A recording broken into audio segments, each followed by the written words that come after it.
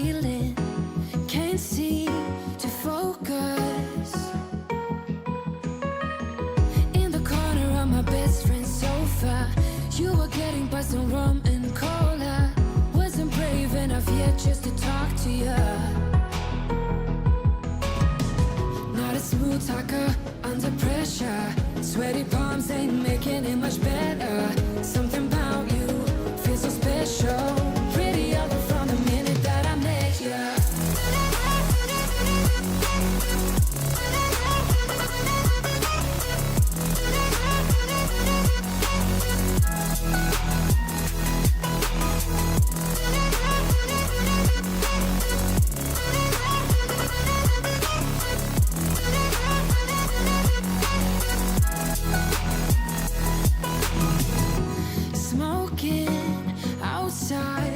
Trying to get your attention, you make me nervous.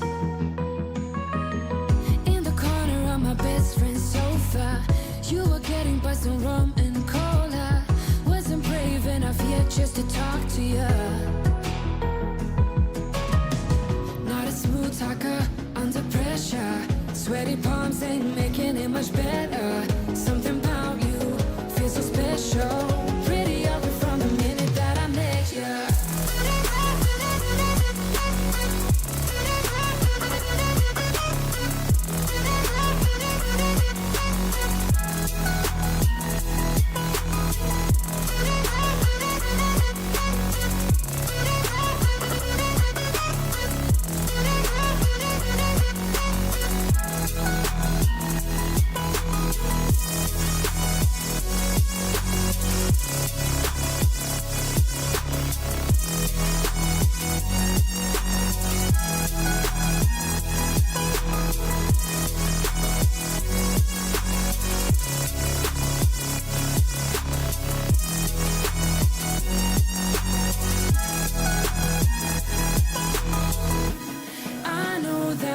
Just met the other night,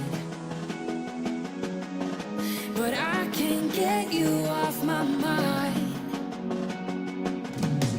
Not a smooth talker under pressure. Sweaty palms ain't making it much better. Something about you feels so special. Pretty ugly from the minute that I met you.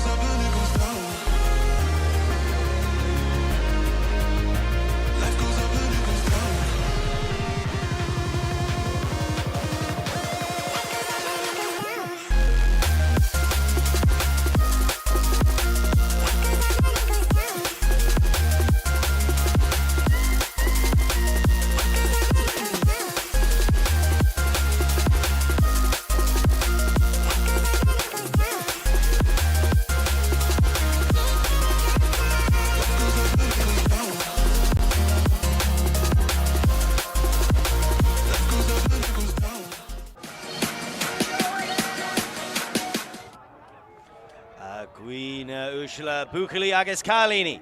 Gardinia Idir agus Fud on Dowan.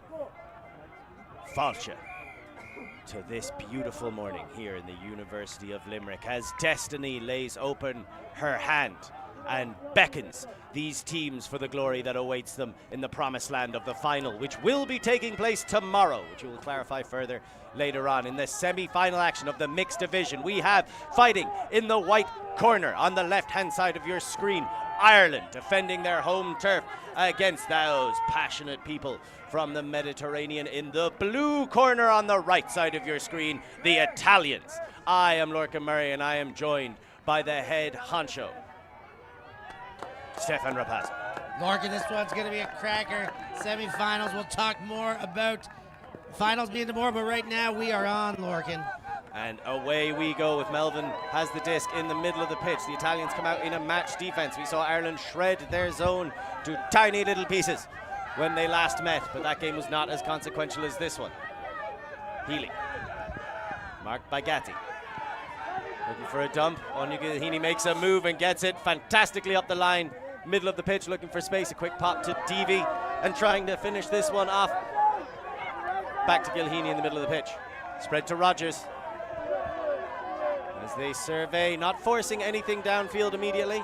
Gilheany again to Deavy, attacking both sides of the pitch, and there's the break throw. Overshoots Corcoran in the end zone. Overshot there, a little bit too excited going to the end zone. Those end zone eyes to open up the game. It's a good looking possession. I had a couple eyes on that one. The matchup between Rogers and Barzazzi was the first one I saw. That's been switched now. Barzazzi's on Tag Deavy, but let's see if the Italians can counter. Puppy switching on to Rogers, or I suppose Rogers switching on to Puppy as Ireland are now on the defense. Verato tries to get the dump off, but it is intercepted, and Ireland right back onto Italy's end zone. Melvin looking for Gilheany. Gets her on the second glance. Dangerous play by Ireland, looking off those options right in front of the end zone. There's the pass across to Melvin once more. Doesn't want to force it. Taking their time, patiently waiting. And there's the scooper over the top that Deavy collects, and it's 1-0. Nice hand by Deavy, good reaction, good response to that one, crossing the body in very short space. The Irish make good there. The Italian counter possession a little bit rushed, a little bit I don't know, it's almost as though they were surprised to have gotten it there. That throw over the shoulder, very ill-advised. Don't have the jersey number on that, we'll see if we get the replay. But the Irish in the second possession, good patience. I mean, finish on a scoop is always nice. Here it is. Coming up. And there you go. Deavy swings the arm down, puts his hand into the bowl of the Frisbee. And we're on the board, one apiece. Lork, Ireland's been getting better since an opening day loss. They were on this very field, on the show pitch, showed up, and then just got showed out towards the end of that one when the Germans came back. They went on different paths. The Irish just kept winning to now be featuring in this semi-final after winning the quarterfinal berth. So they've been undefeated for a long time after that first round loss. It's nearing on a week, including two very tight matches with Latvia, the second of which was that quarterfinal. Poltok with the disc. We know he's got a cannon. Won't hesitate to shoot it, looking for Barzazzi. Two Irish defenders in the area, and McNamara wins the early battle. Barzazzi having a think if that had any effect. He says no. I thought that was well defended by Jack Mack. The secondary defender really helped out as well. Sinead Dunn helped Jack Mack to be able to get up and over. Otherwise, I think if it was a one-on-one, Barzazzi should win that. Sinead Dunn showing off her incredible defensive awareness with the assist, and that slightly rushed from Ireland, and they turn over directly in front of their end zone. So one good turn earning another as both D-lines get the disc but can't convert. There's the quick pop in for the score. There's going to be a call for a pick. Fantini was trying to give it to Poltok. Yeah, Poltok ran right next to Fantini, cutting off Robbie Brennan from having a chance. I mean, Tyg Bogan Carey poached in, and it was dangerous on either side there. But Robbie Brennan says, I want a better chance at that one. I got cut off. Pick. Immediately switching the disc to the opposite sideline for the score. So Italy copying Ireland to a certain extent, but finishing it off on the second bite. Ruscello collects. Ruscello got wide there, gave the better option than the one they tried to jam into the corner the first time. And like you said, similar fashion, both one-turn holds. Well, 2 turns if you can't hold, but 1 turn per team. And the Italians, you talk about their path a little bit, like they've had this up and down trip. I think their win over the Germans on day 3 was the talk of the town for many which reasons. They got up on Latvia to start the tournament, dropped 1 to GB, then they beat the Hungarians only by 3, came out and crushed the Czechs 15-6, beat the Germans, that's the one we speak about. Then we get into the shortened rounds here, or into the power pools. I think that win over Germany is what really put people on notice. I personally thought that Latvia would be able to get the better of them, but Italy showed that their youth was more of an asset than it was a detraction in that game, and then they continued to grow. Like you say, there was a tough loss to Great Britain, but a lot of people saw that one coming. It was really, I think, that win over Germany that was a key moment in this tournament for them, as it showed we're here, we are legitimate, and like you say, the Germans not making it through the semi-finals in the end. Yeah, that turned the Germans on their head. Of course, the Italians did play Ireland after that and got beat by 6, convincing enough loss. In a game that was debatably relevant, they were locked into their position in the pool at that point, and you know the gamesmanship of these two coaching staffs and how you'd be a little wary to give anything away. You can notice, though, the Italians are yet to use their zone. It's only 2 points in, but Ireland absolutely shredded that zone last time they met, so they're looking to go with a much more match approach, and immediately Gilheany sends it all the way down for Melvin. Match might not work either. That was a corker of a throw. Gilheany saw Melvin, liked the matchup, far corner there. That backhand was just spot on. Not too much more analysis we can give to that point. It was a quick sequence throw, and here's another look. Ferdia does set it up with a nice one to Gilheany, but as soon as she has Melvin in her sights, that one was coming out, and A+ for execution there. You can even see Gaddy standing off, straight up mark. That's something you do to try and limit big shots, but there's only so much limiting of Gilheany's throwing repertoire that is available. And there was something else we saw, is when Italy did use match in the last meeting, there was a good few times Ireland scored within 3 passes just like that. I had a chat with, speaking of coaches earlier, I had a chat with Robert Benning, one of the coaches for the Irish team, and she said that their coaching practice last night was trying to put themselves into the head of Davide to think about what he would be doing to respond to what they did last time, to think about what they can do to respond to Davide's potential mentality. That seems like a quick shot to madness as the Italians take a quick shot to Barzazzi. This time he's able to get the better of Jack McNamara. That is a matchup the Irish have absolutely targeted in their design. Fantastic quick play to finish it off on the other side. And we've gone this far into the game, it's only 2-2 now, but without really talking about David Barzazzi. And this young man is an absolute hero. A superstar in the making, but a superstar in the present more justifiably.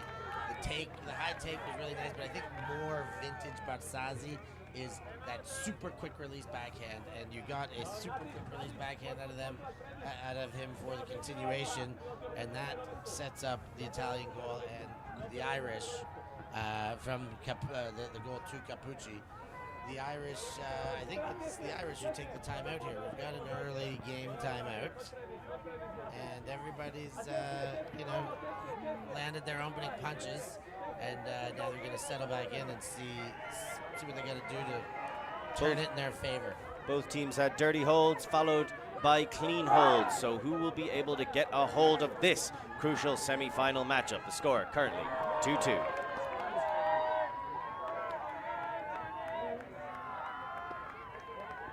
We live in a world where everything can be referenced online. Imagine if the greatest moments in our sport were never filmed. Eurodisc continues to do what it takes to make free-to-watch live streams a reality. Let's leave nothing to the imagination. We'll consume the action live, and we'll support those that help to make it happen. If it wasn't streamed, it didn't happen. Eurodisc. What a grab! Oh my! Somehow they do it! Come on, Bray!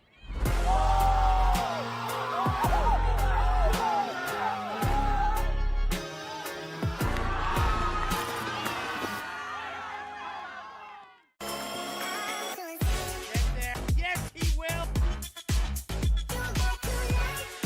The lovely day.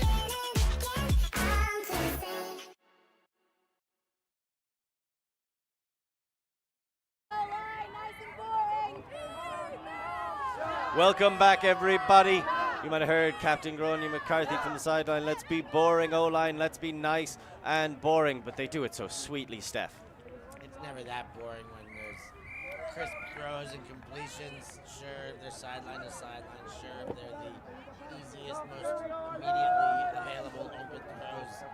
But, you know, boring ultimate wins games, and it can still come to look spectacular even when you deploy it to be boring. Well, we will see how the Italians come out here to try and limit that boring ultimate that the Irish attempt to espouse. Rogers with the disc in hand makes his way to the brick mark. There is Obviously a zone. If not a zone, then a clamp. Oh, it's an arrowhead zone.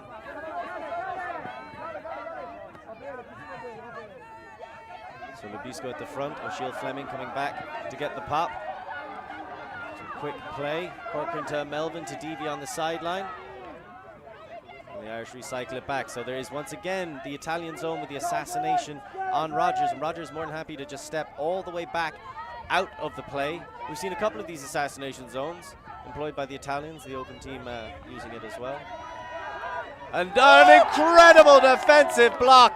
That was truly spectacular stuff. Federico Baraldi. Down the line to Barzazzi. And the Italians, courtesy of an incredible defensive play by Baraldi, now have a chance to get a break early in this matchup. That would really energize them. Lafiata waiting for someone to cut. Nobody's really coming straight away. Eventually Barzazzi makes the move to the break side, finds him in the middle of the pitch. There's that snap backhand. He's shooting across and collected. That is an early critical break for the Italian team. Absolutely fantastic stuff. Gaglione with the score. It's the backhand again, the snappy backhand that really gets that going. Barzazzi can be a problem.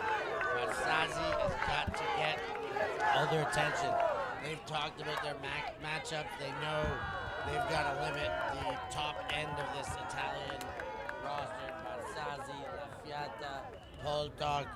But if the rest of the team's going to continue making plays, if Gaglione is going to be open in the end zone, if you're going to get these Baraldi breakout Ds, well, just trying to limit one player is not going to work. Top three players even is not going to work.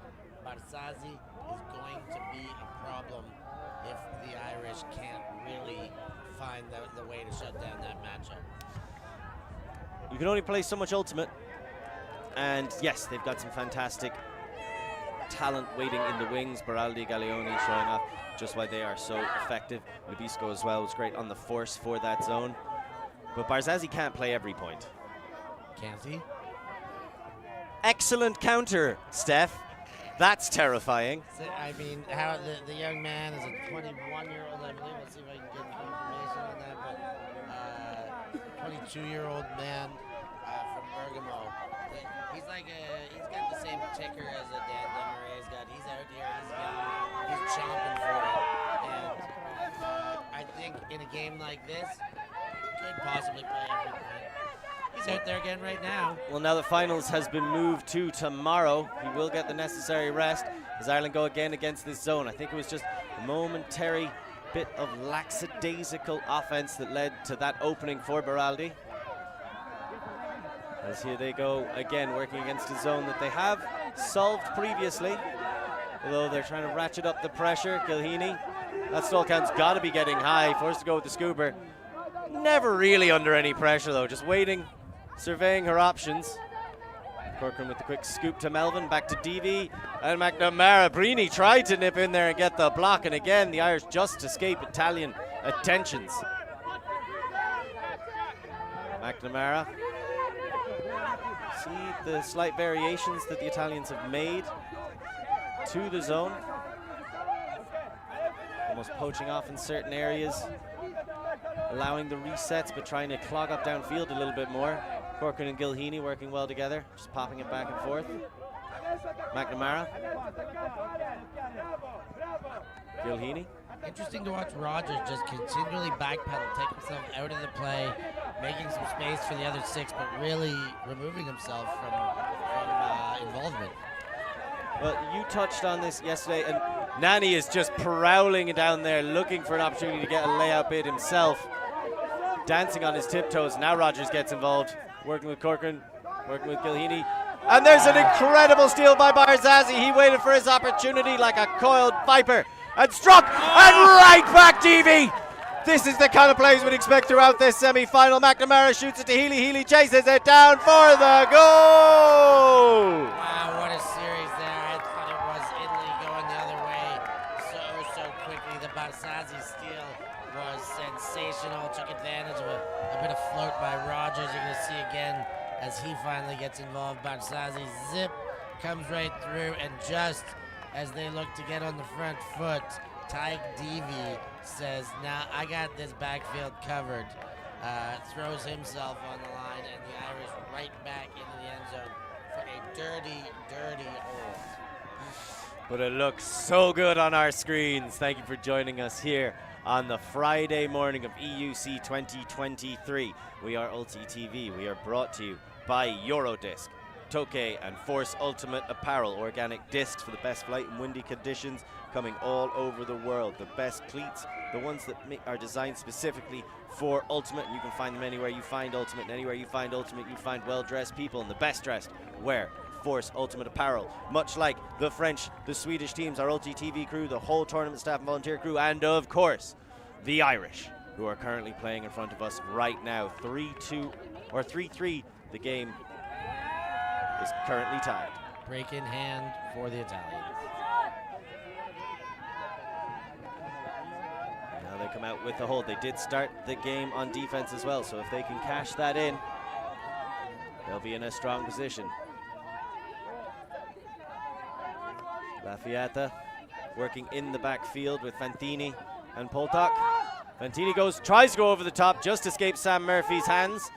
Lafayette spreads it out wide to Colombi. Colombi is just so good at finding the space and relieving pressure, just being an open target when her team needs her. As you can see right there, cutting through the center of that cup. Back to Barzazzi. Poltak doesn't mind throwing a few breaks, a few hucks as well. One of the most lethal throwers on this Italian side. Fantini.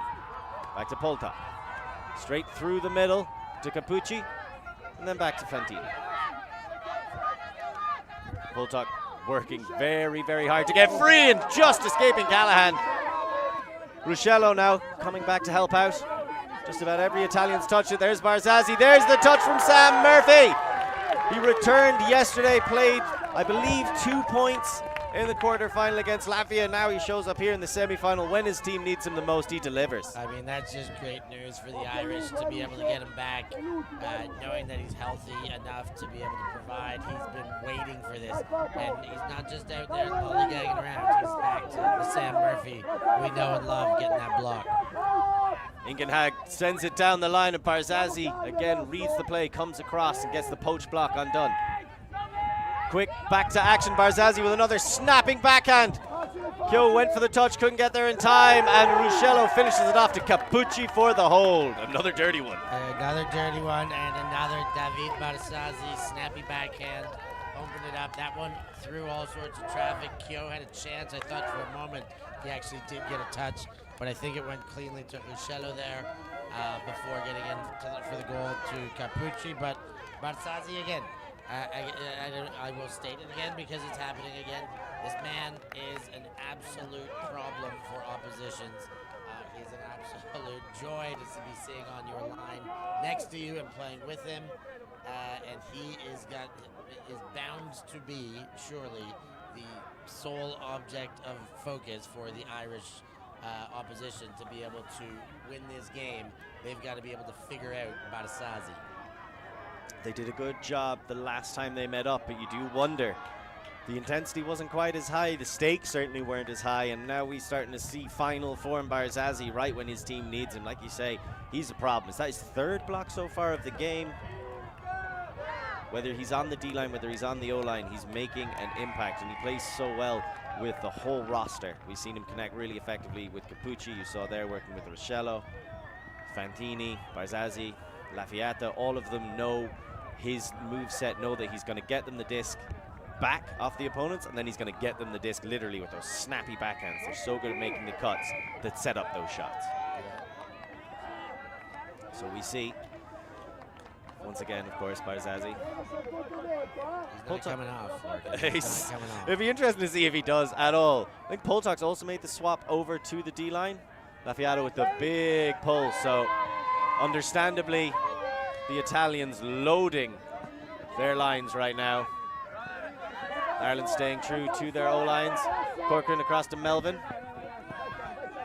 Melvin, such a fantastic initiation cutter to have. One of the best players Ireland's ever produced. And Corcoran is quickly getting his name written amongst those legends with plays like that. He has saved possession several times for this Irish side throughout the tournament, a really vital part of their offensive structure. Rogers to Devi on the near sideline. Barzazi trying to poach off, trying to take advantage. Great work by Devi, a beautiful flick break down the line. Sets up Melvin in a power position. Rogers shimmies but doesn't get free. Melvin goes with the hammer. Not quite sure who she was looking for. I think both Healy and Corcoran expected it to be somebody else. Yeah, I'm not sure either. That throw just off the either in communication or mechanics, but I do think that it looked like she had it lined up to that open space, but was expecting somebody to be coming into it who didn't get there. So Italians get another glorious chance, as far as they're concerned, to put another very precious break on the board. So Poltak walking with the disc. I expect Gaddy to clear out to open up a lane for a deep shot, or it's going to just be a straight timeout so that they can have a bit of a conversation about it. Like you said, Italy one break to the good, hoping to make it two here in the semi-finals of EUC 2023.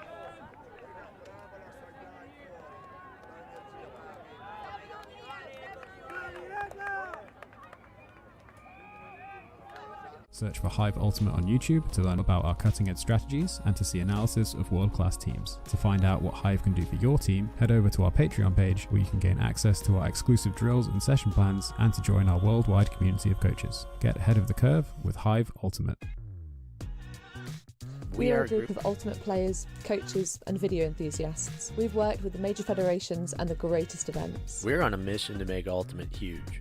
We want our videos and live streams to be free to watch. We want to make stories that not only reach you, but also reach people outside the Ultimate community. Like and subscribe, ULTI.TV, the best in the world. Become a member and fund fund our work to cover more events in the future and to bring more stories and live coverage to the eyes of the Ultimate world and beyond.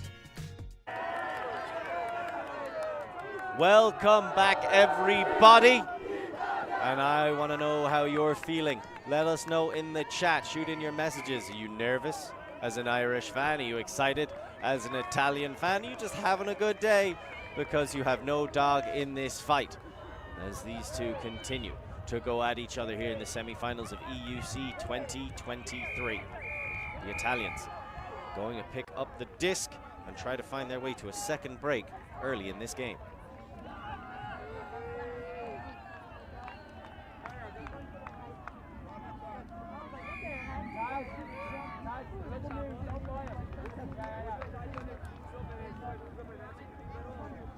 Poltak picking it up. Ireland coming in a pretty standard match defense. DV marking under of Barzazi, so looking to force him deep, which is an interesting decision to make, especially with a shooter like Poltak. There's the cut, there's the shot, and DV gets the block. Excellent trap laid and sprung.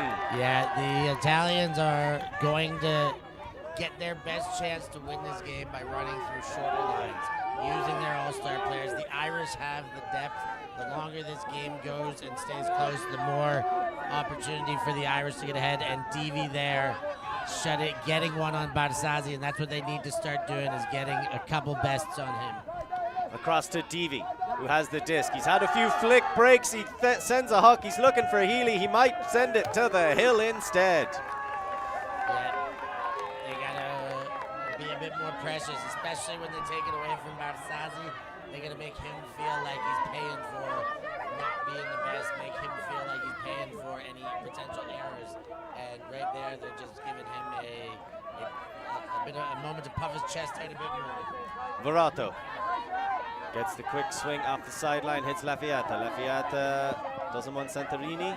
And Polchak being marked very tightly by Rogers. They go through the middle to Barzazi, who snaps that quick backhand across. Taken in by Baiocchi. Baiocchi back to Polchak, and the Italians within the red zone. Baiocchi tries to float it down the line, front corner, and caught. Gatti's right there, gets the quick pop in, and Lafayette finishes. Another break for the Italians. Another break for the Italians. This is getting nuts. Lafayette and Gatti, the two best friends, hooking up there for a goal on the board for the Italians. The weather just starting to show itself. A steady drizzle coming down here in Limerick. And the Italians are on fire to start this first half. As mentioned, the depth of the Irish team would seem to breed advantage. However, the Italians, they've got this menacing coaching scheme, a well-studied opposition. They put everything into working out their matchups and what they want to do. They listen to their coach very much, and they support the seven on the field. Even if they do reuse a lot of the same players, they support the system there. And right now, it's looking good for the Italians. The longer this game goes, that advantage should start to favor the Irish, as we said, with their matchups. But if Barsazi and his shortened line can kind of extinguish the flame early, that it might be too late for the depth of the roster to shine late game. Let's see how the Irish respond. 2 breaks down early in this game, Morgan. You described the weather as it starts to mist in. That's known as the foggy dew. And will this be another instant of a classic Irish lamentation, or will they be able to fight their way back into this contest? Remains to be seen. Gilheany gets the disc. The pull didn't go particularly far. Corcoran back to Gilheany. And Lubisco so active on the force. The scooper to DV. DV resets back to Corcoran, who also gets it in scooper grip. Not forcing anything immediately. And there the assassination on Rogers works. Absolutely brilliant defense. Mihaela Tessalaru gets the block. Barzazi now working away with Baraldi.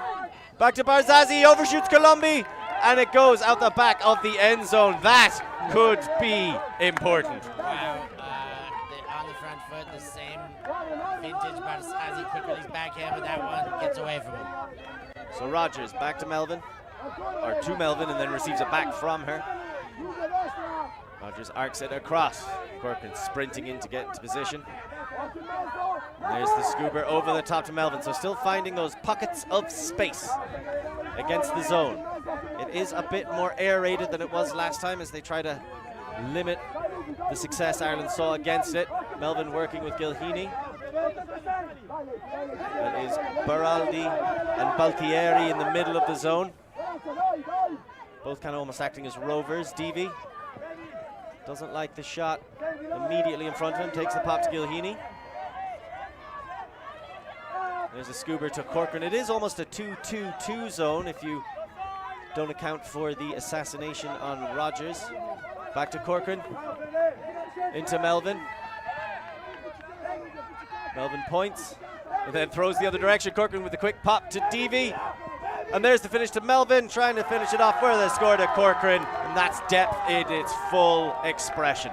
Depth and patience there. There was many moments where the Italian zone looked to be clamping down on them. They had 6 in the box a couple times, just leaving Barzazzi high and dry at the back. Barzazzi, for moments at a time, were letting Rena Healy and then a couple of the other deep stretches for Ireland go 15 meters behind, 20 meters behind, and Barzazzi backed himself, staying pinched in, instructing his wings to stay tight, and they took away that deep space a little bit, but the Irish did not get flustered by it. They just used the small space, as crowded as it may have been, went back and forth, side to side, a couple scoops over top, and patience prevailed there to prove that their depth and their ability to put it through every hand will come good if they just trust the system themselves. We do have to just give a quick shout out to Mia Teslaru, who had that fantastic D on Rogers, working as an assassin. Is generally fairly thankless, especially when the person you're marking just decides to remove himself from the play. You have to be so ready to react, but the Italians couldn't convert, overshooting on their attempt. And it could be 6-3, but a much closer 5-4. There's a big difference between those two scorelines, and the Italians found that difference by about 10 meters. That is a big, big difference. Poltak centers into the middle of the pitch, and Fantini back to Poltak. Verotto and Poltak really developing a great partnership for this Italian offense. Fantini tries to move, and Callahan is just so imposing as the mark on this zone. Altering throws, but Fantini with great work to not let him settle. Verotto gives it right back to him down the line to Capucci. Back to Fantini. Poltak in the middle, wants to swing to Verotto. The Italians working really effectively, not letting the disc rest for longer than a second. Throws, goes, shows. They knows how to beat this zone, methinks. As Fantini fakes, goes back to Verotto across the way, and continues his own run. Capucci, Fantini, Verotto showing the depth in this Italian side right now. Well, I think a couple of those names ring out pretty loud. Closer to the Mediterranean, Fantini doesn't take on the speculative flick blade, instead waits for Barzazzi to come open in front of him, and he does take on the speculative flick blade and makes it look awfully easy. So I'll tell you what I saw there was, I was watching what was going on with Barzazzi. 0 touches through that sequence. Tag Bogan carry in the deep space was pinching in and making sure he didn't get space. Jack McNamara also looking at Barzazzi. The two of them really pinching in on him and both occupying him. Like both of them really had an eye on him, which I think is smart. But that allowed the rest of the Italian team to do their thing, have a bit more space, went through all the 6 hands. Barzazzi finally, late in the sequence, came under, got 1 touch, and threw the assist.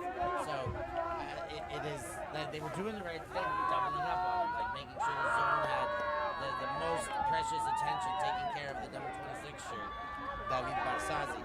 But even in the end, all he needed was to get free late sequence for 1 touch, and he puts the finishing touches on the board. With that shot to Ruscello at the back corner. With them doubling up on Barzazzi downfield, you can see they aren't able to exert as much pressure at the front of the zone against the handlers of Italy.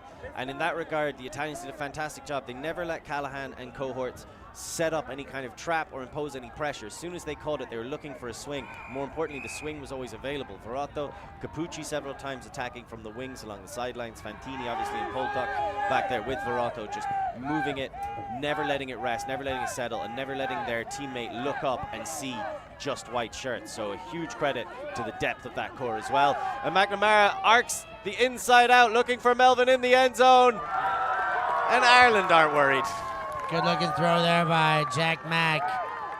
Lets loose a humzinger. Melvin put on the Jets. I wondered for a second if she was going to need to lay out or make a play at the end, but the throw held up perfectly.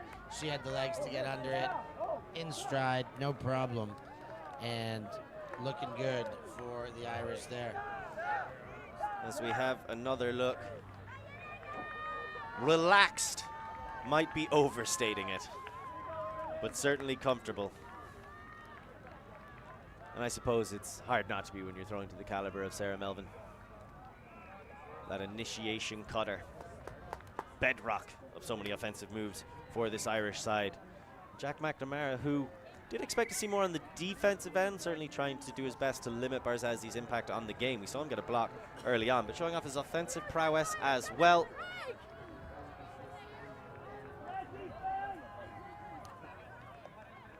As Ireland need to get a few breaks on the board, especially like to see him this half as well.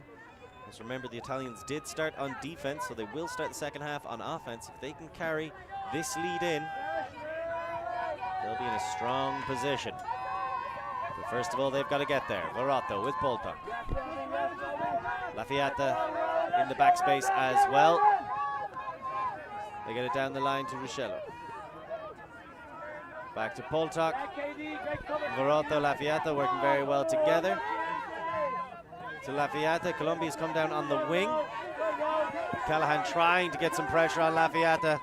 She is a cool customer at the worst of times. So I don't think she can have much success in that regard. Barzazi now with the disc in hand. Waiting for the pop. Eventually able to get it to Poltak. There's going to be a pick called. You see that circle around cut where they then just immediately rush up past the handler. Probably calling a pick on it. So you can't just run next to that player. It's effectively like losing your defender in the stack, but losing them against the handler, which is not something I've seen a lot of.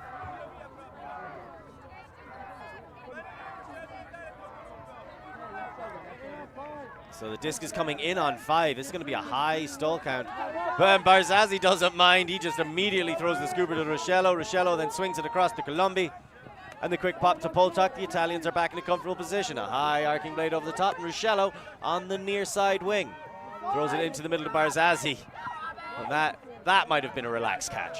Barzazi then pops it to Colombi. Big bid from Callahan, but getting nothing. And Barzazi taking off.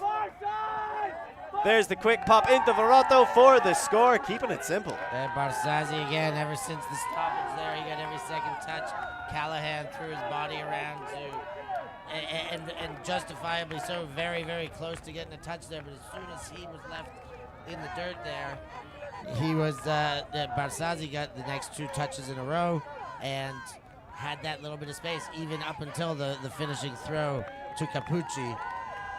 Barzazi continues to be the focus for the Irish. Understandably so. But when you talk about depth, we talk about both these teams having depth. That means, while that is obviously a key focus for you, as that throw, I didn't realize, came out quite that wobbly. But Verotto and Barzazi just going to work between the two of them.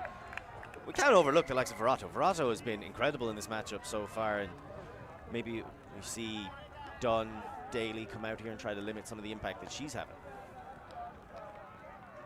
It could quite well be that Verotto being slowed down by some of the Irish efforts right there, doing enough to provide for the Italians. And as much as I will continue to preach how well Barzazi plays, it is very clear that this Italian team is more than a one-player team. There is a great range of players over here, male matching players, women matching players. They do happen to have a superstar. Gilheeney, middle of the pitch, something of a superstar herself. Won an Offensive Player of the Year in the ULTI World Awards a few years ago. Gets it back from Dunn. Gilheeney, the Italians switching to match defense. And right now, Gilheeney's forced to arc that one over to Corcoran, and it was always a little bit too close. Fantastic defensive effort. That is the second block for Federico Baraldi. People stepping up to make this team work right now for Italy. And there's the overthrow. There's going to be a call. Lafiata, and immediately uncontested by Gilheeney. She recognizes. I got a touch on the underarm.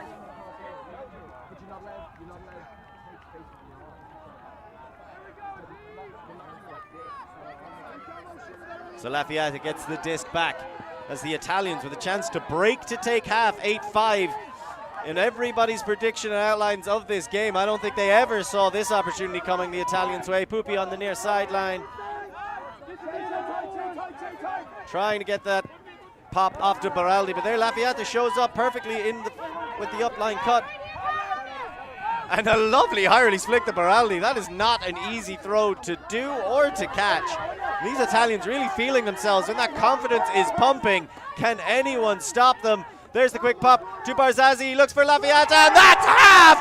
8-5 to the Italians! This is unfounded. Nobody saw this coming. Unbelievable performance by the Italians in this first half. The Irish are going to have to figure this one out. And we will bring you all the action on the other side of halftime. Where else would you want to go right now? 8-5.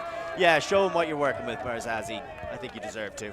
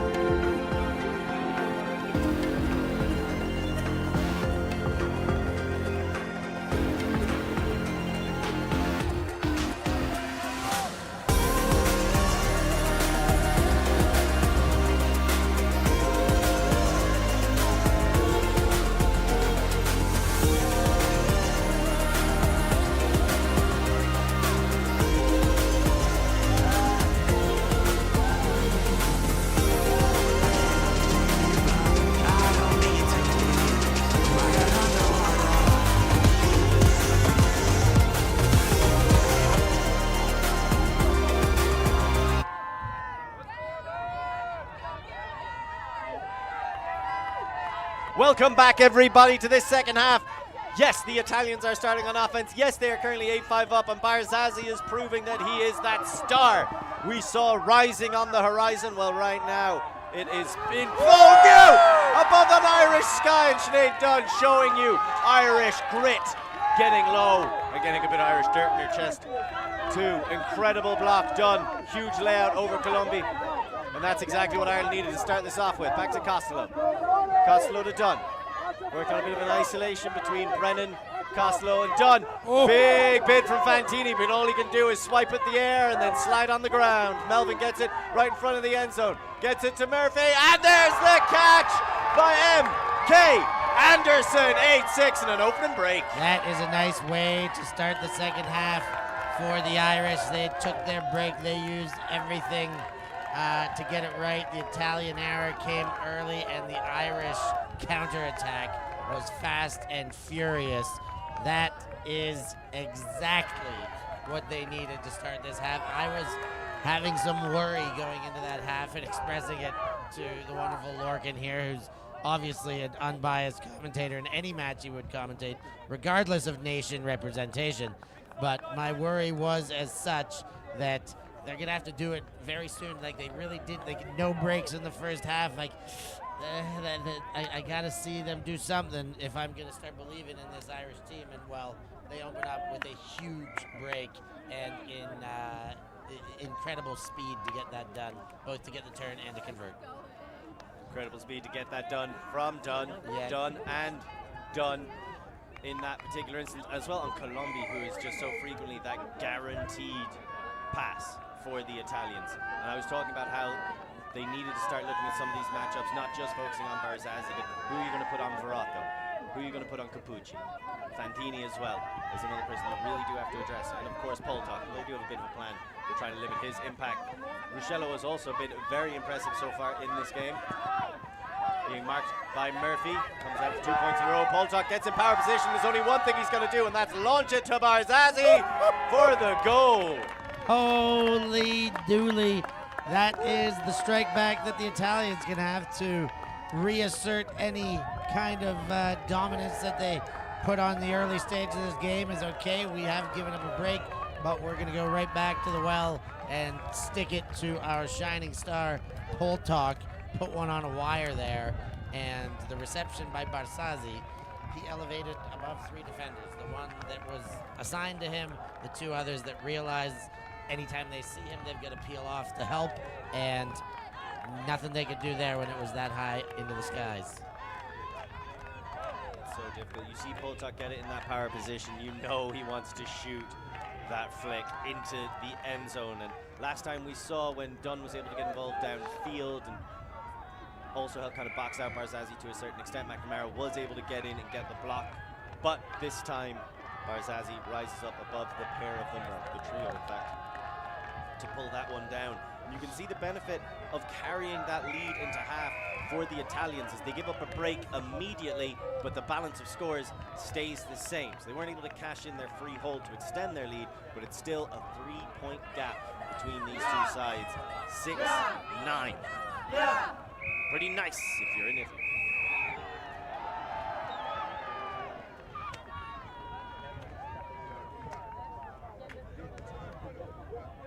So going off our stats, that was a 3-pass offense by the Italians. That is some efficiency, particularly Poltok. This might be the first point Barzazzi's taken off in the game. Is he allowed to do that? Well, I'm certain a lot of fans at home will be glad to see it. Corcoran back to Gilhini. Lafayette and Gilhini is quite the matchup as well. Talking about big targets that I'm sure Davide helped pick out. Brianna Healy downfield. Gets on the sideline. You definitely know in their scouting report they were looking for some kind of solution to Gilhini. A little bit of contact. So Stefano Panariello is going to get a chance to catch back up to Rogers.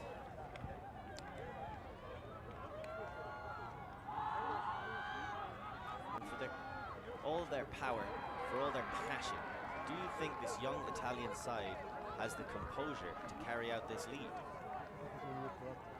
That is the question. That is the big question. Do they have the composure to carry it out? And do the Irish have the experience, the mettle to be able to take it away? It needs to be a combination of both at this stage if they are going to be overcome based on what we've seen in the first half and these 2 second half points, the early second half look where the Irish did get the break, they stole some momentum, and then the Italians showed their efficiency right again thereafter. I think the Italians could get there if the Irish don't put it into hero maker mode for this second half. Well, they've got plenty of candidates. Will somebody answer the call? Brianna Healy with a lovely leading pass straight down that sideline to Rogers on a string or wire, as you like to say, Steph. There's the backhand break to Gilhini and the hold 9-7. Nice piece of work by the Irish. Again, after the stoppage, Ferdia Rogers getting in on the first 2 touches, particularly that upliner, throwing the assist, keeping his team looking good, making sure everybody's mindsets are staying stable. Nothing with urgency, some calmness, but some hard work using the legs to get the goal. the Irish bring it back to within 2, get their D-line back on the field. Obviously that a very important aspect of this game is to be able to get your D-line on. You dictate the pace of a game with your D-line, and they've got them on, so I'll be interested to see what they come down with now. I think we're due to see some match defense. We already saw some success in this half for the Irish, with Dunn getting that incredible layout block on Columbia. Be looking to recreate those opportunities. Jane Linehan stepping back out onto the field. Had to take a couple games off during the week, so fantastic to see her return. Another University of Limerick alumnus. Her and Sarah Melvin both learned their trade on these fields. Actually on the fields next to us, but back then they were considerably muddier. I know, even muddier. This place actually looks a lot better than it used to. And a huge bid from McNamara, but just ever so slightly too late. And then right on time for the dump. So that's a big block and a short field. Dunn picks it up, looking to finish off this point and close that lead a little bit more. Brennan, Barzazi marking him. He stutters, he steps, he gets out of the way. Continue to work it around. There's the leading pass to Dunn. Phenomenal composure. Ireland have got a couple of under-24s on their team themselves. Claire Gilheeney with the assist. That's the first big error we've seen from Barzazi there. He threw that backhand to Poltak. He didn't see him in the dump space. He couldn't respect that throw. Tried to jam it in going forward, and Jack Mack was draped all over Poltak. David Barzazi should have seen him coming there, should have been able to resist on that throw. He didn't. They got another block. They got another break, and the Italians have been forced into a timeout now as this momentum is switching. The tables are turning.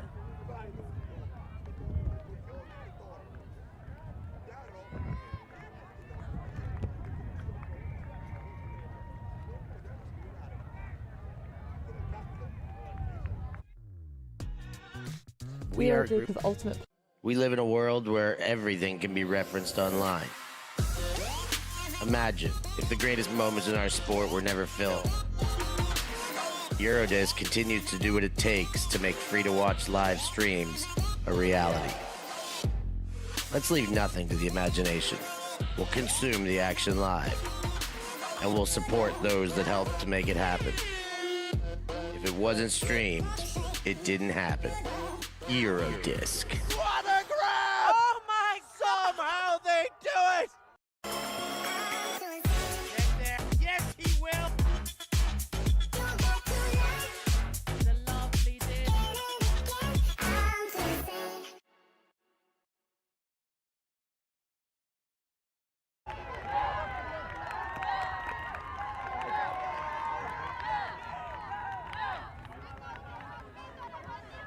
Welcome back, everybody, to what has been an electric, I gotta stop saying that word, but it's just so true to describe it. You can almost feel the particles gathering in the clouds above us, and right now we're seeing plenty of strikes on the field. Incredible performances across these two teams on this pitch as Ireland are trying to claw back the 8-5 deficit they faced at halftime after a phenomenal performance by the Italians. But it does look like these Irish eyes are gleaming in the second half, Steph. 3-1 in the second half. That's a pair of breaks, a nice hold, and only succumbing to one puck hold by the Italians. So the Irish eyes are indeed gleaming. Let's see if they can keep pouring on the pressure. Costello on Poltak. That's another big matchup that Ireland targeted. And right now, Poltak, incredible move and the great return from Fantini, and that's a huge shot. He's looking for Barzazi down in the end zone.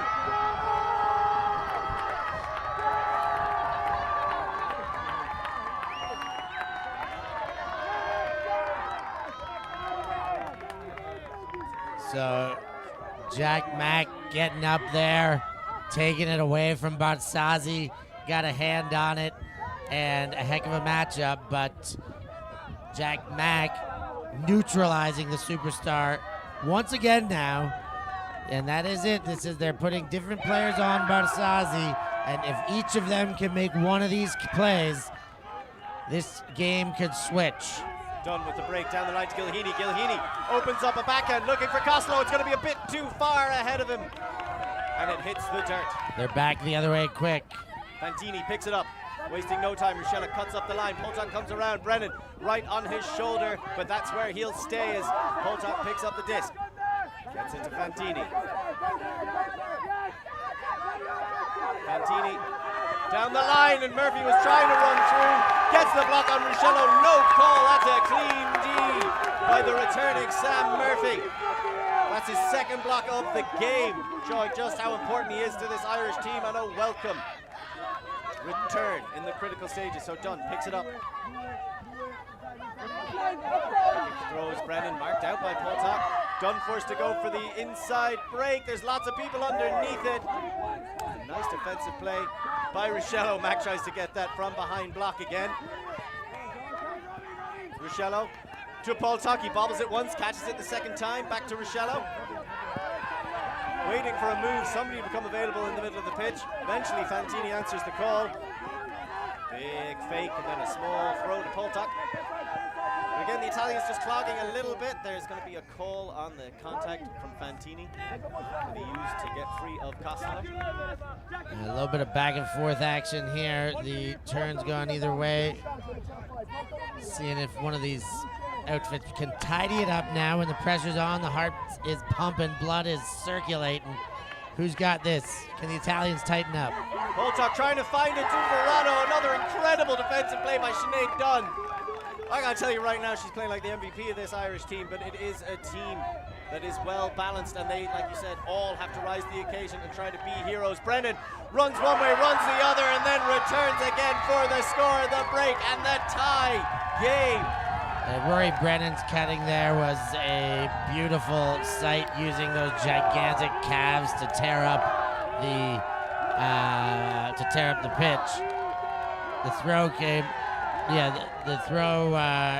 the leading throw from Dunn was nice from Dunn, but what was better from Dunn was her ability to lay out and get two Ds in the same point there. Her layout Ds, Morgan, you said she could be the MVP of this team right now. There's one look at her getting the second of those two Ds. No preservation of greatness here. She wipes her hands, takes her time, and then gives Robbie Brennan time to go this way, then that way, then this way again, and finally break free of Poltok in that small space in the front of the end zone. Robbie Brennan showing that turn of pace and that commitment that saw him get selected to the Canada World Games team. Now making his welcome return to the home shores to represent Ireland. You can see why they trust him so much in that position, to battle back and forth until he's free. Poltok no slouch. None whatsoever. 9 apiece. This is the Irish team that we were expecting, that have shown up in the second half. Big ball flying out of the hands of the Irish as they look to put more pressure on the Italians. The second half has certainly been theirs, but they are still one break down. So the Italians still technically in the driver's seat, though they may not quite feel like it right now. Ruscello looking for a cut. Nothing really into that open space initially. He's forced to go with a very nice break across to Poltok. Barzazzi is now being marked by Bogan Carey as you see the Irish cycle through defensive assignments. They want fresh legs on that talismanic Italian. Down the line to Lafayette, another big player for this Italian side, who's been kept comparatively quiet so far in this game. Just the one assist to Gally in there. Poltok maybe getting a bit too quick for his own good and throwing it under the open hands of Ruscello. So now Ireland with a chance to tie this up, and Dunn once again picks it up, wastes no time shooting the blade over two Italian defenders, but I don't think Bogan Carey was ready for it. No, I don't think so either, and I think Lafayette got a pinky finger on that, just enough to break it up. The Irish sideline exploding when they got that turn, feeling the momentum, trying to carry as much of it in their favor, and they've given the opportunity right back, but the momentum still heavily on the side of the Irish at this point in time. The Italians Italians could use another big play. I wouldn't be surprised to see a pull top, go into power position and try to shoot it to Barzazzi. That's the exact kind of energizing action they could use. As you see, Ireland have committed to this match defense, and right now it's proving more than a match for the Italians. Pull top to Barzazzi on the under. Shallow makes a nice cut. Barzazzi finds him with the backhand break. Shallow goes for a break to Lafayette. Pick called in the middle of the field there. MK Anderson. By the Italians. Quick fire action. A couple of attacks to the break side as well. Trying to get the pop, instead leading Lafayette into the space.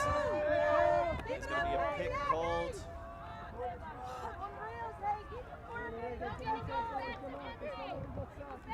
The double bicep flex in the middle of the field. Second pick in as many sequences.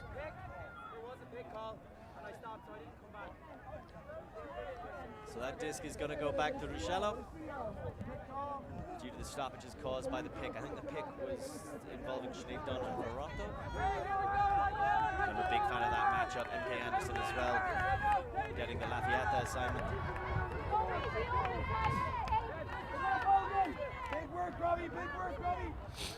Right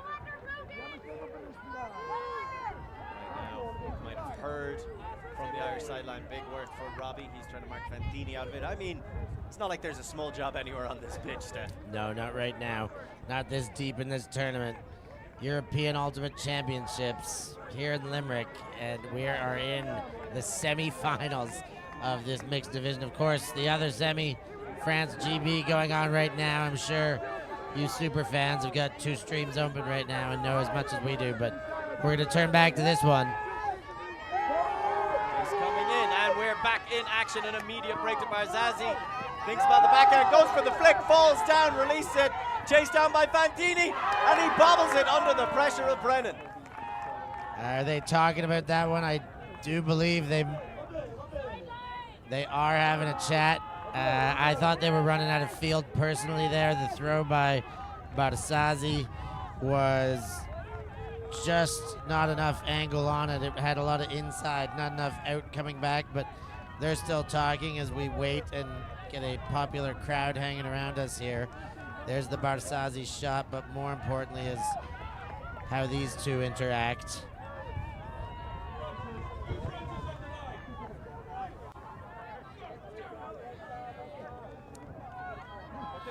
From my perspective, I can see the point that Fantini is making. Robbie Brennan certainly gets a bit of contact on him as he's coming back down. Now, does that happen before or after the drop? I think it happens before. It's a tough call there. Yeah, Brennan went up early and he was never going to get the disc. Oh, you don't know that. That's a springy man. He is a springy man, but I don't think he was ever going to get over top and onto the disc. And on his way down, he did prevent Fantini from going up. Maybe even slightly pushing him out or slightly more under the disc than he anticipated. Brennan agrees with us that is an uncontested foul. So Fantini will pick up the disc, front corner of the end zone. Brennan pointing at you. You gotta get to that sideline, sir. Don't you be trying to steal a couple extra yards. There's the pop in and the exaggerated jump. Barzazzi's having a good time. Pressure? What pressure? Yeah, that's what I love about that guy. We were talking about that earlier too. Maybe the mirror opposite of the mentality of his head coach right now, David Barzazzi. Calm, cool, collected, smiling that big Italian smile. Happy to joke around and talk to the commentators as he walks by, almost as though he's not involved in this massive semifinal match. And he continues to, not solely, but he's putting this team on his shoulders and allowing them all to step up with him. But he is leading from the front here, and Barzazzi gets the job done there after a small amount of contention on the call. Fantini gets the benefit. You see Barzazzi's stat line there already. 7 stats to go with the 2 turns, but 7 stats on the board. I also think that's underselling it because I definitely saw him get 2 other blocks. I think he's had 3 blocks, certainly 2 poach ones, one against the zone, one against match defense, where he peeled off, got the knock down the line, as well as just being such an invasive, influential presence that he generates a few more. So an absolutely incredible performance. We'd say star making, but that's somebody whose name already rang out pretty loudly, certainly around the European scene. And for anybody further afield who's watching this, we hope you're enjoying the European Ultimate Championships, brought to you by ULTI.TV and our sponsors, Force Tokay and of course Eurodisc. Thank you so much for joining us. Join us in the chat. Let us know how you're feeling. Let us know your predictions. I gotta tell you, the Italians needed that score. Have a look at the game stats thus far. Breaks level, turns level, clean holds with an advantage for the Italians, and break chances with a small advantage for the Irish. That is as tight as you can slice them right now. Tight like a tiger. It's the Irish. I'm surprised we had one more break chance than the Italians. You can see the cheery Irish fans. Dressed for the weather.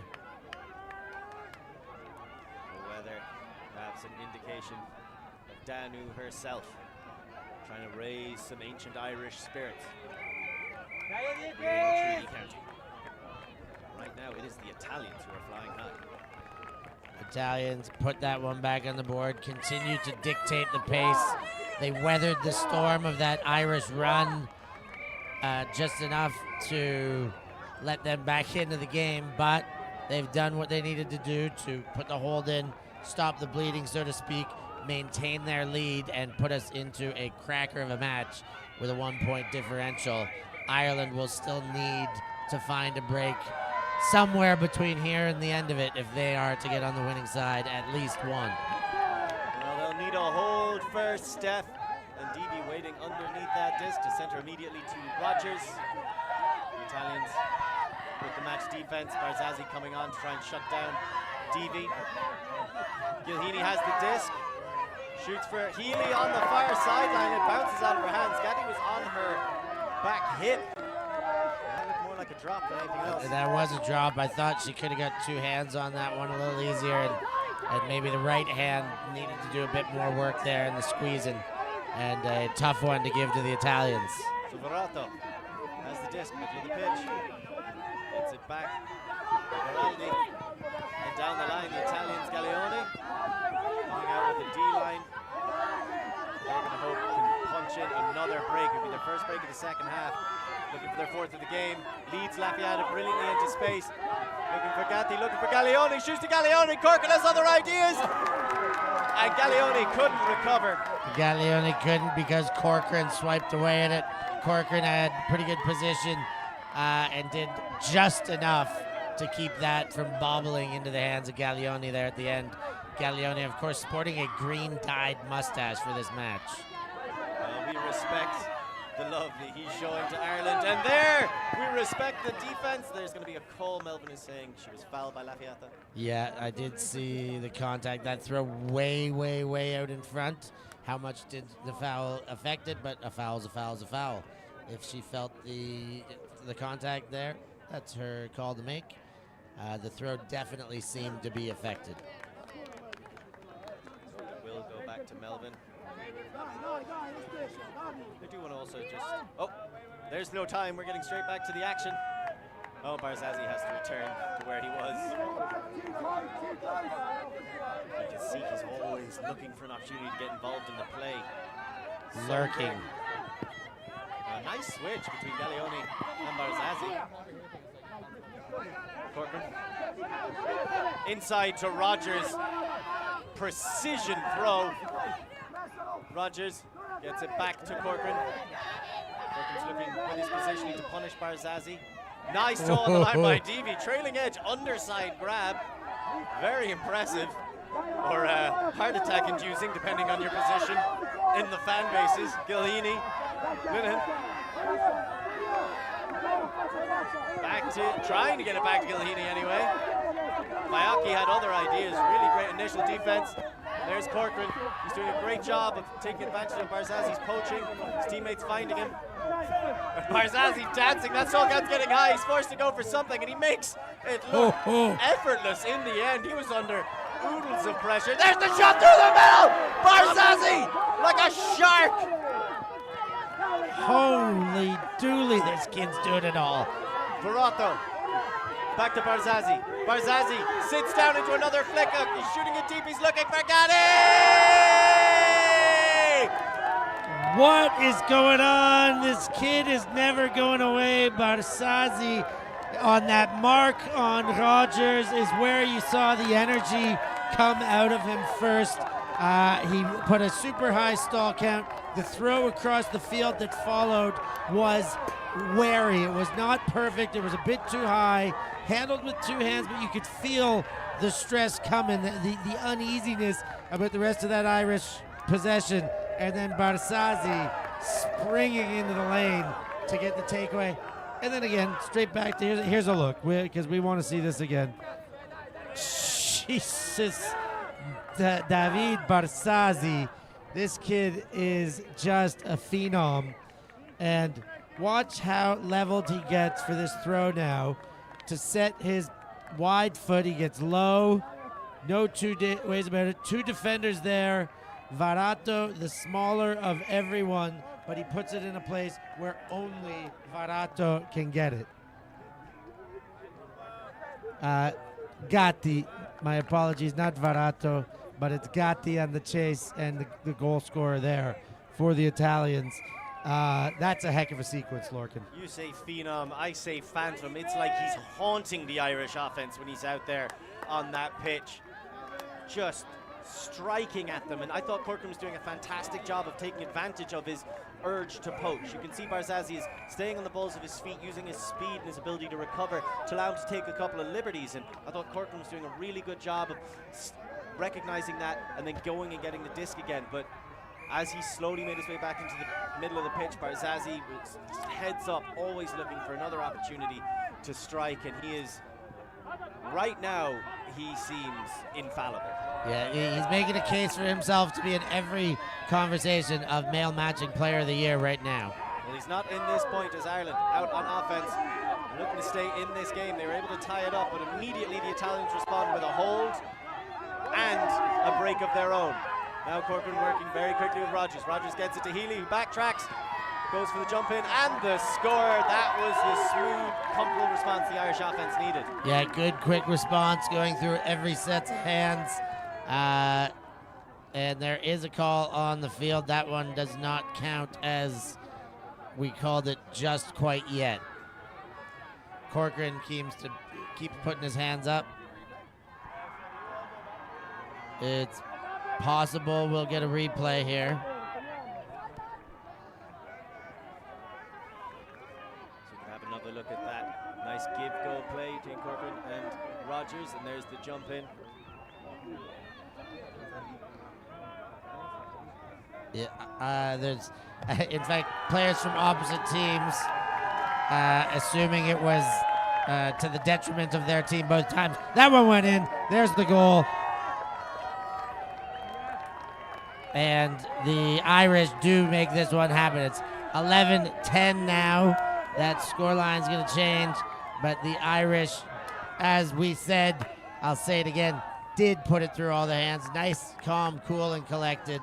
Walked it in, and they're going to put their defense back on the field to try and seal up what is now back to 2 break chances to take this game. So for Ireland to go on a 3-point run, tie the game back up at 9, and then the Italians respond the way they did. Remember, Ireland, the D-line had a chance. They got the disc back and a chance to take the lead. They weren't able to convert. The Italians stayed focused, stayed in the moment, and helped to keep themselves in the power position in this game. Got the hold, came back with the break to go up 2 again. Now Ireland respond, and they need another 2 breaks as we are entering the final third of this semi-final here at EUC 2023. There goes the pull, and here come the Italians. Verotto centers to Polta. Fantini clears out immediately. Polchak uses the break throw to find Ruscello. Middle of the pitch, marked by Sam Murphy. He floats it down to Lafiata. Lafiata, no stranger to a deep shot herself. She's looking for Barzazzi. McNamara, it's 2-2 in the matchup right now. And Barzazzi somehow lays out around McNamara. There is a foul called Barsazi looking for a translator right now. He thinks he made that play cleanly. Jack McNamara was bodying around, trying to box out as well as he could. And I think he did a very good job, but Barsazi seemed to have peeled off the box out and make a late moment layout here. Here's another look. There's the box out. Jack Mack takes front position, and I'm not sure where I see the foul there, but that's not for me to dictate. It's them out there talking about it. Jack Mack did a good job boxing out, but Barsazi's second effort to lay out on the other side seems like it was a fair reaction to the box out. So we'll see what they say. I feel like the issue might be in the contact generated as Barsazi was trying to fight through that box out. You can see at one point he almost unbalances McNamara. I think that's the point McNamara is making, that when you hit my back, so I'm again just trying to interpret hand signals. So if you watch here, McNamara gets into position and then Barsazi knocks him off balance there. And I think because he was off balance, he couldn't then make the play on the disc, and that's the point of contention. I think ultimately in these close run things, a contested call is probably the fairest outcome. Send it back to Lafayette, who I implore to once again send that disc, because I am loving this Barsazi-McNamara matchup. Yeah, that is just setting us up for sensationality. And I have no doubt we're going to keep getting more sensational plays, whether this one counts or not. It's an interesting call out there. I'm looking forward to the way they come to resolution here.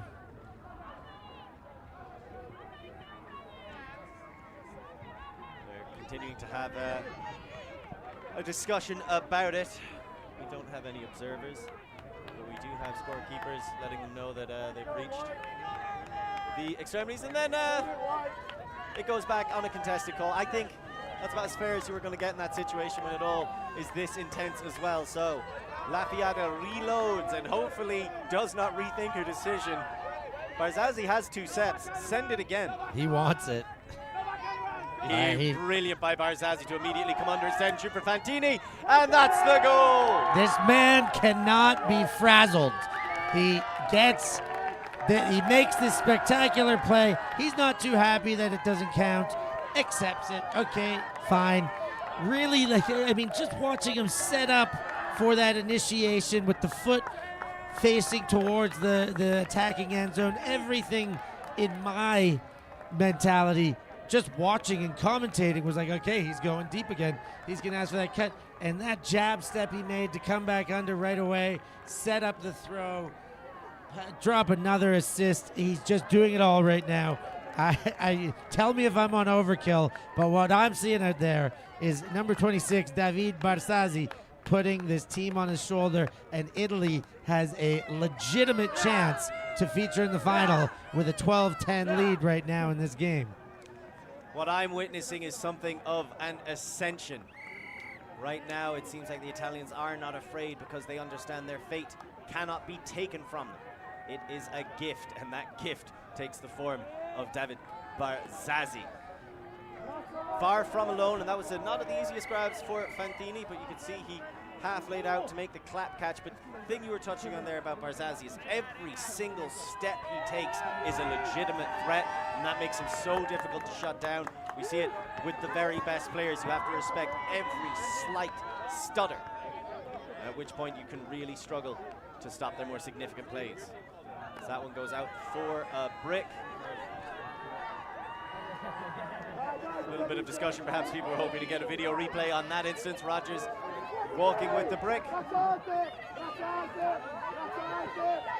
able to get it back to Corcoran. And we're starting to see a couple more of the extra elements of the Italian side in these final few D-line points.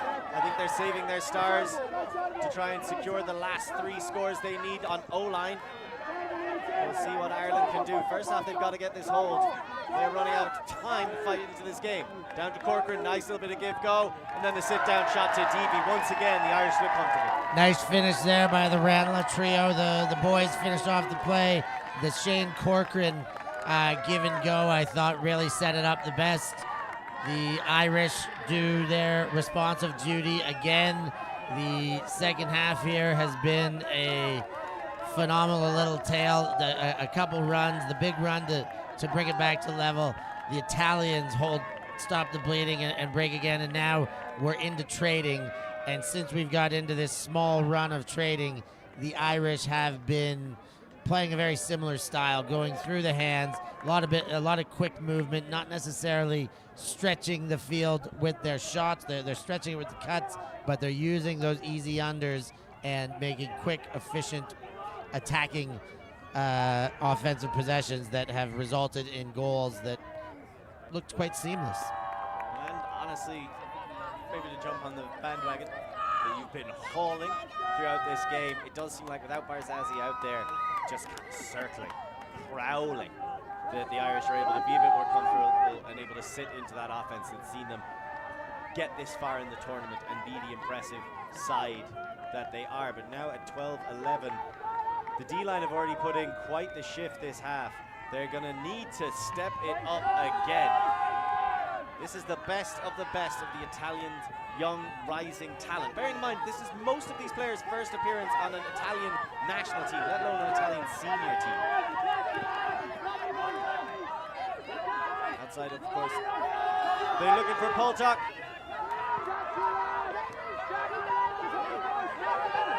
Faking, shimmying, getting it around. Capucci switching direction to Barzazi. Barzazi launches, looking for Lafiata. We've seen the connection one way, and now we see it the other. And he chooses his receiver very well there. The snap backhand comes off. Lafiata had a step. Lafiata had a half a foot in height. And when you lead that perfectly, both of those things are going to account for the easy goal that we just saw there. Great response by the Italians, staying up by two and two away. This is about as far as Ireland can let them creep towards that finish line without ringing major urgency bells. I feel like the major urgency bells started going off at halftime, and the Irish responded brilliantly, but belying their youth, the Italians were able to bounce back themselves with that incredible brace of scores from 9-9 to 11-9 in the lead. You just have to be amazed. A lot of these players representing Italy for the first time 2 weeks ago at the under-24s in the open and women's divisions respectively, now coming together as a senior team to try and deliver more glory to Italy. Bearing in mind, Italy got a team in all three divisions into the semi-finals. Yeah. And when you looked at them, you saw the matchups in the mixed, the open, and the women's. You'd be forgiven for thinking this is the one they had the smallest chance in. Yeah, it's incredible in all three divisions, particularly this one, particularly with the youth of this team. What a performance so far. Ragusa marking Corcoran. Corcoran trying to find Devi, and Devi incredibly well marked downfield. And now Rogers gets it around to Melvin eventually. They're isolating players in that space as Linehan gets free on Verotto. Back to Rogers. The Italians really trying to work hard to stay on those hips. Linehan and Devi. Linehan comes back around, seems to be getting enough separation from Verotto, happy to stay involved with the play. Looking for the leading pass or some kind of dump. First go, the push pass over the top, and nobody was able to get enough separation.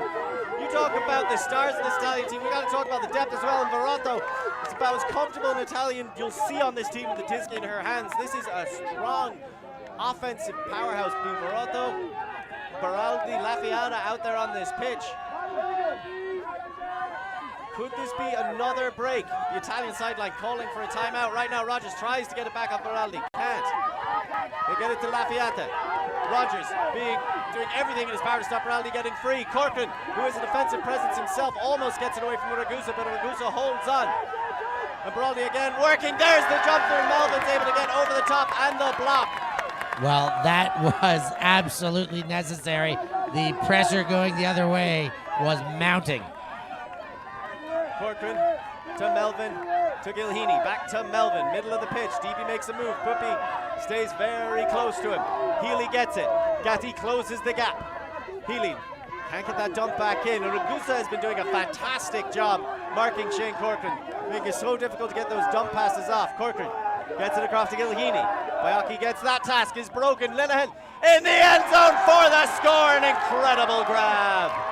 Great grab by Linehan there. She made up for that error in the middle of the field, giving the Italians the disc, and it looked like that could have been the nail of the coffin in that point there. Had the Italians gone the other way and broken again, that would have been big trouble. It's still a tight spot to be in for the Irish, and Linehan making sure it's just a tight spot rather than big trouble. The Irish going to put their D-line back on the field. Let's see if they can force us into a level Peggins game as we go on to 13s, maybe 14s and beyond. I really want to give a special shout out to Ragusa and Baraldi for incredible effort trying to shut down the lethal. We have another look at that great grab by Linehan.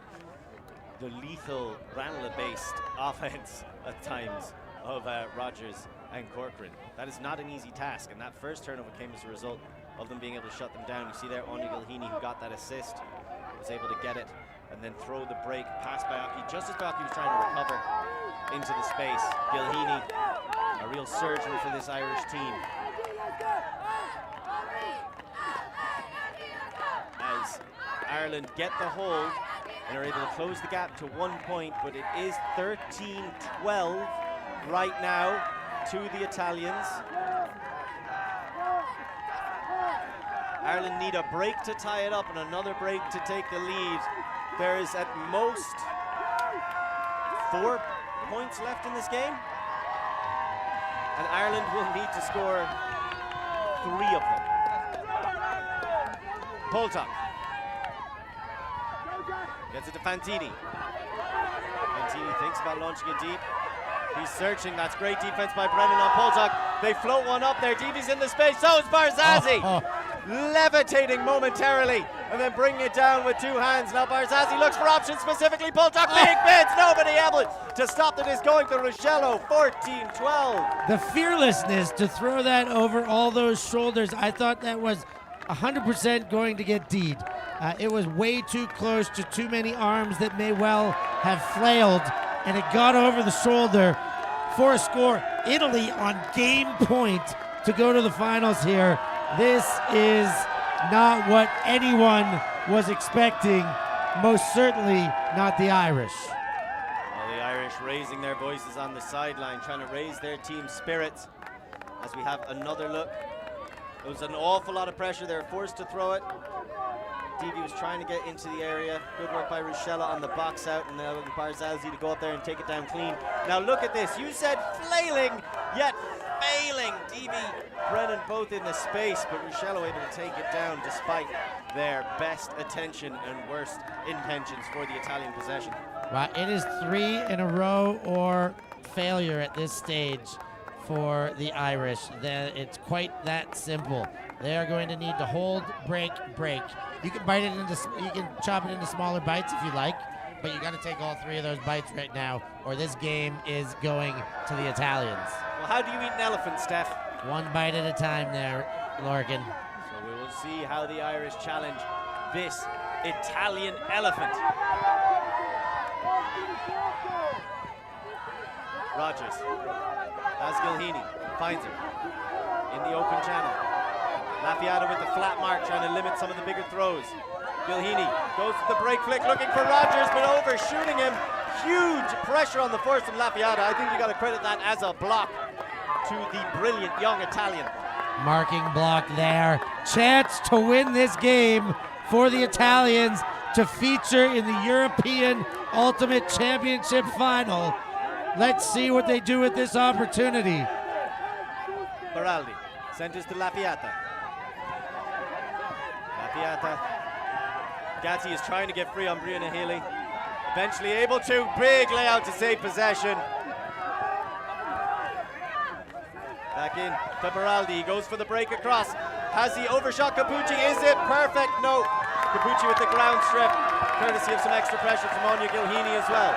So the Italians save their, or the Irish I say, save their possession. Can they spare their blushes momentarily? Rogers walks to the disc.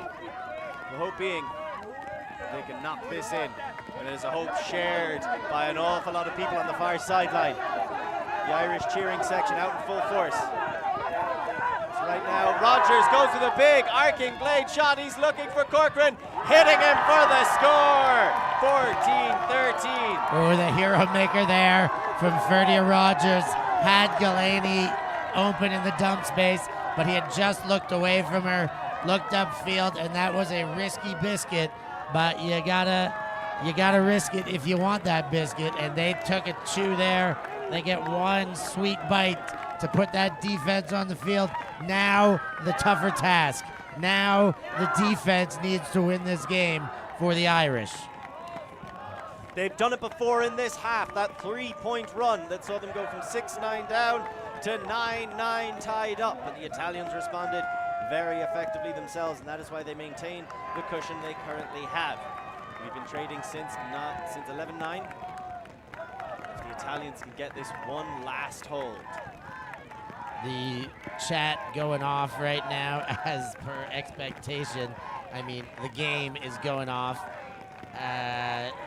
14 points right now for the Italians with their offense on the field receiving a pull. This is a legitimate game point chance to win here for the Italians. The Irish need to fend them off. So Ruscello, Colombi, Varato, Poltak, Capucci, Lafiata, and Barzazi. That's Silver 7, tasked with delivering the finals berth to this young Italian side.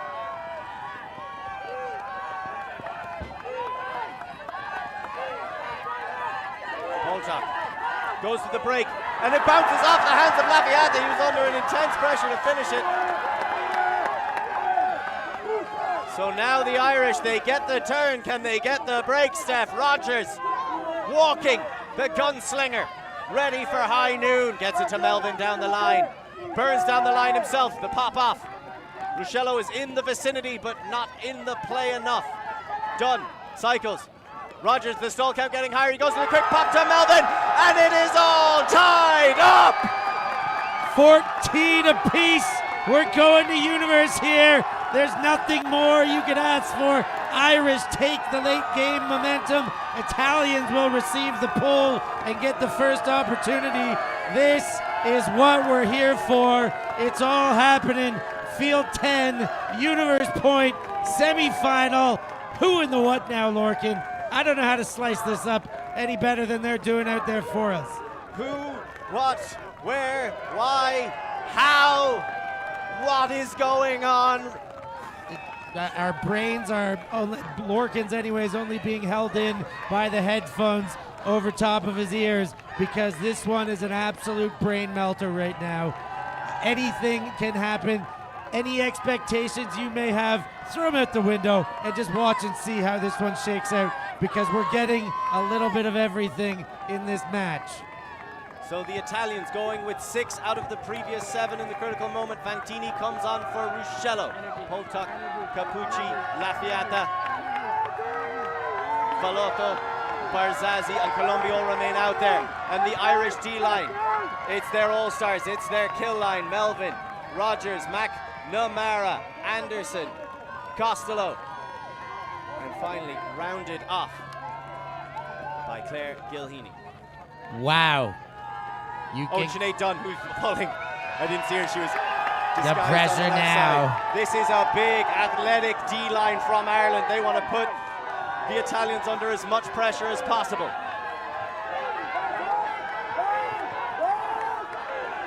Varato gets it back to Poltak. Poltak. Back to Varato, who just about holds on to it. Looked to dance around her fingers, but she secures it with a firm grip. Poltak into power position, thinks about the flick, Hawk sends it off the second time, you know who he's looking for! And he gets him right outside the end zone. McNamara doing everything within his power to stop Barzazi getting it. But the talisman on the line. Fantini slips, shoots, scores! Oh my goodness! Capucci collects the goal, sending Italy to the finals and dismissing the hometown heroes to the bronze medal game.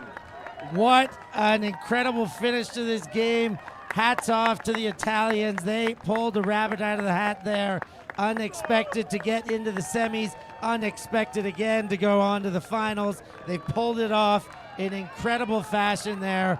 Barzazzi, the star of the show, but everyone on the Italian side stepping up their game, making plays when they were necessary, and walking this one into the end. The Italians will feature in the final, and I am still not able to comprehend how this all happened, even after watching it and giving you every minute of the details here with Lorcan Murray.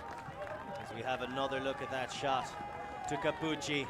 She screams, Lafayette, just pointing up to the sky, smiling. Verotto comes to celebrate. There's hugs all across the pitch. Understandable disappointment for the Irish, but an incredible game and something I'm sure satisfied everybody watching at home. Like you say, Barzazzi was the obvious star. 9 assists, including that last crucial one. He also got 2 goals. That's 11 scores he was involved in. He also got just a bevy of blocks, but a couple other players who really stood out throughout the game. Gaddy was fantastic. Ruscello really stepped up and delivered in a way that I don't think anyone seen him do before. Capucci, of course, got the final goal, but was a threat all game long. Fantini as well. Lafayette, probably the second most important Italian player. She played a lot of points herself. Great with the disc in hand, reliable chasing it down the field. So much talent throughout this Italian side, and they're so young, Steph. A team of under 24-year-olds coming in here. Nobody's certain about what they're up to, and they come in here and play like a bunch of savvy veterans and knock off the home team, the advantage, the team that won the quarterfinal bye. And here's a look at the game stats. 4 breaks apiece, 16 turns apiece. The clean holds favor Italy. They were doing it just a little bit neater, and they did give themselves 2 other chances to get those 4 breaks that they got. It looks so even when you go down the stats, and at the end of the day, it's the margins that separate these 2 teams, and the slightest margin separates the Italians. They were the better team on the day. An absolutely incredible performance by these rising stars. And you've got to give credit to the whole squad. Everybody throughout it. And of course, commiserations to Ireland. They had plenty of stars themselves in this game. Sarah Melvin, as expected. Ty Deavy was fantastic. Ferdio Rogers. Linehan had that late game grab. Corcoran continues to make a case. He's one of the best players in Europe, going in both directions. Anya Gilhini. Of course, Sinead Dunn, who's probably, I feel like, one of the real standouts for Ireland. But we are joined by one of the standouts for Italy. Thank you so much for taking a moment away from that insanity. Nicole Lafayette, how does it feel to make the final? I mean, we pushed really hard to arrive at this point. We try our best to give to everyone, also to Ireland, a really better game than the last one that we play against them. And I think we did it really well.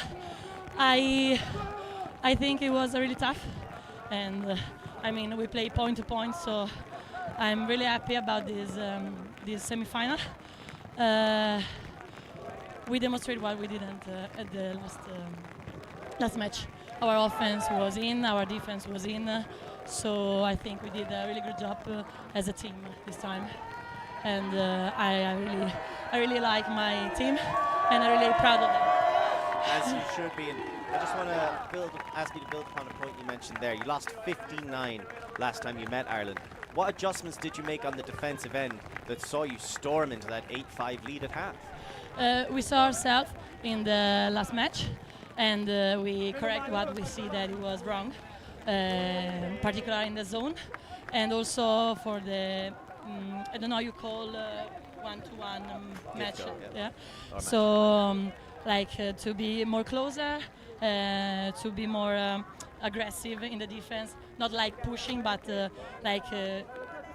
trying our best to block the disc. Well, that aggression certainly paid off. You were able to exert pressure that was largely absent from your performance last time, and you know, now you've booked that place in the final tomorrow. Tomorrow? The days have been changed. We need to make that as clear as possible to everybody at home. Okay. The finals are tomorrow. So before you return back to your team, just one last thing. How are you going to prepare for that gold medal game? I think that personally, I will try to do my best to have fun because I mean I'm going to play a final game, and at this point we don't have anything to lose, just to enjoy ourselves and keep pushing hard to the defense, to the offense, reduce the mistakes in the offense.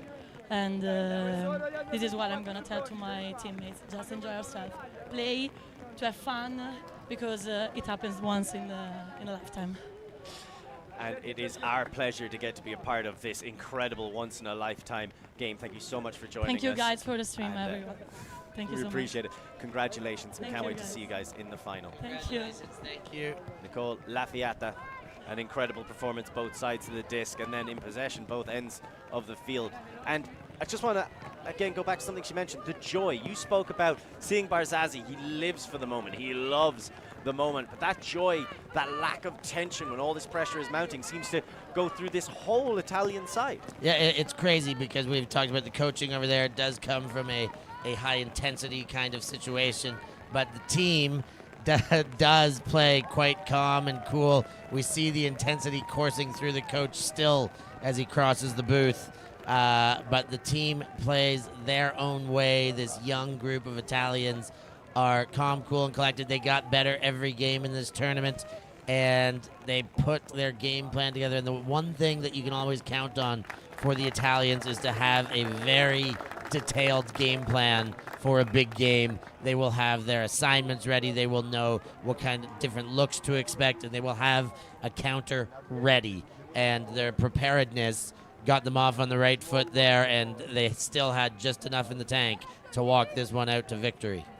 A youthful revolution in its finest forms. The Italians book their place in the mixed division final, and they will be facing off against France, who dispatched Great Britain 15-10 on our other field. That final will be brought to you tomorrow, but still to come today, we have the semi-finals from the women's and open division, as well as the bronze medal games happening later on in the 3 o'clock and 5 o'clock slots. So, on behalf of myself, the broken-hearted Lorcan Murray, the lion-hearted Stefan Rapazzo, and the incredible ULTI.TV crew, thank you so much for joining us here for this morning game. But don't go anywhere, because we've got plenty more action to come, and we will catch you next time. Thank you. Thanks. Merci beaucoup. Yeah, Ultimate.